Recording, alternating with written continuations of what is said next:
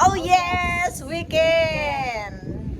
Ayan na nga mga inaanak dahil kailangan kong magtipid para sa hardinero. Wala nang pambayad ng hardinero. Ako na lang talaga ang nag-garden dito. Actually kami, tulong-tulong. Pero itong mga nakasabit na halaman dito, ako talaga yung gumagawa dito. Yan, nagre-repat ng halaman. Yeah. Here. Ito po, para dumami, ayan o, as you can see, parang ang nag-start ako dyan sa mga 100 pieces na halaman. So, ang ginawa ko, nire-repat ko na lang kapag medyo malago na siya. So, bibili na lang ako ng pot, tapos hahatiin ko siya, yan. Ito, kunyari ito. Yan, itong fern. Ito, masarap palaguin to, napakabilis niyan lumago. Ang sad lang kasi ang daming namamatay, hindi ko alam kung bakit. Tulad nito, yan, namatay siya. Eh, medyo may kamahalan at saka layo ng binibilihan ko sa Silang Cavite pa siya. So, ayan. O, ilan na yung namatay na halaman. Siguro kulang sa dilig or nasosobrahan sa dilig or naiinitan or hindi ko na alam kung anong dahilan kung bakit siya namamatay. Pero yung iba naman, nakaka-survive, lumalaban yung halaman. Ayaw pa niyang mamatay sa awa ng Diyos. Thank you, Lord. At may paglaban ng halaman.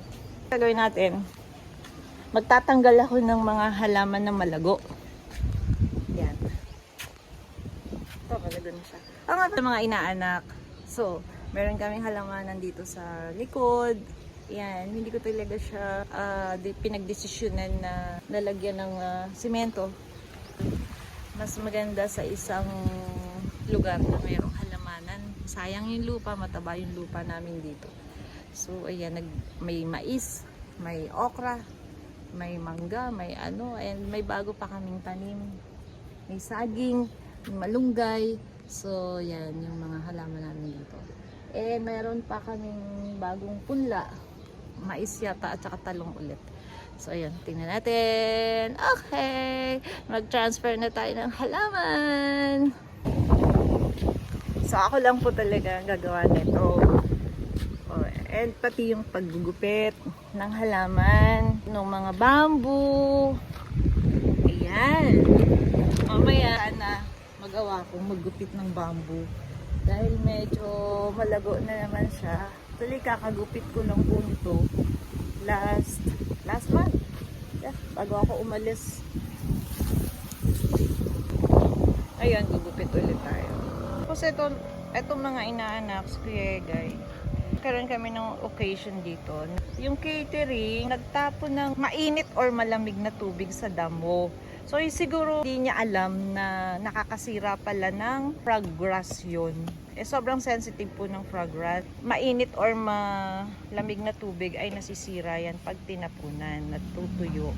So, ayan. So, anong ginawa namin? Nagdagdag ng halaman. Ang sombrero ko! Ay, napasara. Ayun. Lahat ng tuyong halaman, ayan. Tuyong-tuyo. Hindi ko alam bakit siya natuyo. Eh, dati naman ang fresh niya nung nakaraang buwan. So, ayan. Magtatanggal tayo ng halaman na tuyo. O, 3 ang natuyo. So, 4 ang tuyo. Tapos, ang ginagawa ko po, yung malago na, like ito, like, wow, social. Tulad na rin, ito, sobrang lago na po.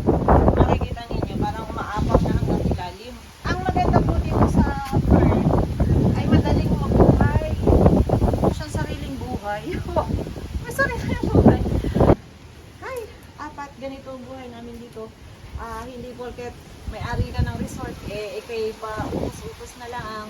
Kailangan mong gumawa para hindi lumaki yung expenses mo. Na kailangan lagi kang may assistant, may hardinero, may lahat and everything. So, ayan mga inaanak ko. Ang gagawin namin. So, napakuha ng lupa and kailangan ang lupa ay fresh. Fresh? Kailangan ang lupa ay mayabong. Ano kayo mayabong? Masagana, mataba. Ayan. So, ang swerte lang namin dito sa aming lugar. Medyo maganda yung aming lupa. So, thank you Lord ha. And, ayun. chicken kasi, sobrang maugat. Ayan. Tinatanggalan na ni Ate Bel ng ugat. Tapos ang gagawin namin ay paano nga? Yan, hahatiin namin. Gunting O yan, hahatiin namin sa gitna. Yun, kailangan yung ugat hatidin. Hating kapatid. Yan. Tapos, isasalin sa isang yun. Lupa, syempre. Tapos lagay ng lupa. Yes, kailangan haluin yung lupang may pataba at walang pataba.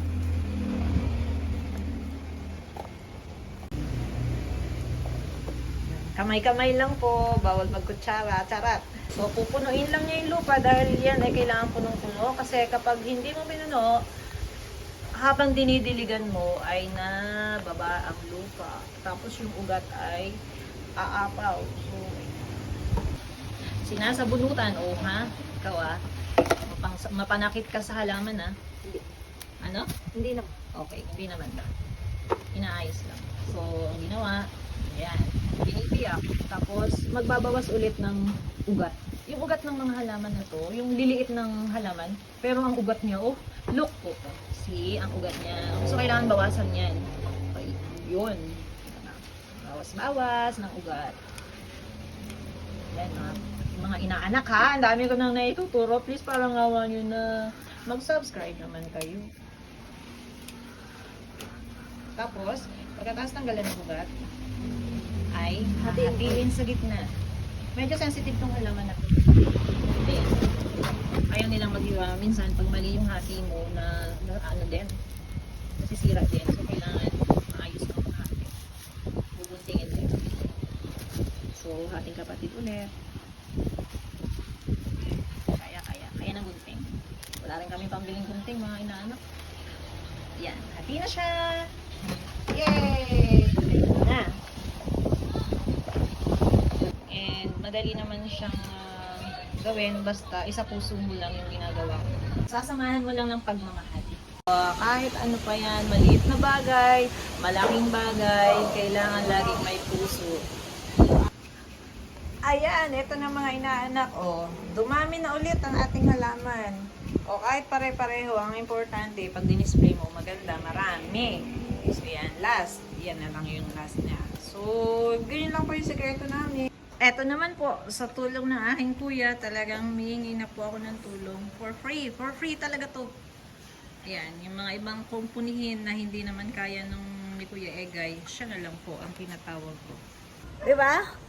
Oh yes! Weekend! Ayun. Grabe. Nagkukumpuni ng tsinelas. Anong nangyari? May bubog. Oh my God. Buti na lang makapal yung tsinelas mo. Diba? Naka-crocs kami na fake. So, ayun. Nalagay niya na yung mga halaman. Ayun. Nadagdagan na naman ulit. Ganda na ulit. Tingnan. May bakanting isa, te. Meron ba doon? Oh, yes! Oh yes, weekend! Weekend!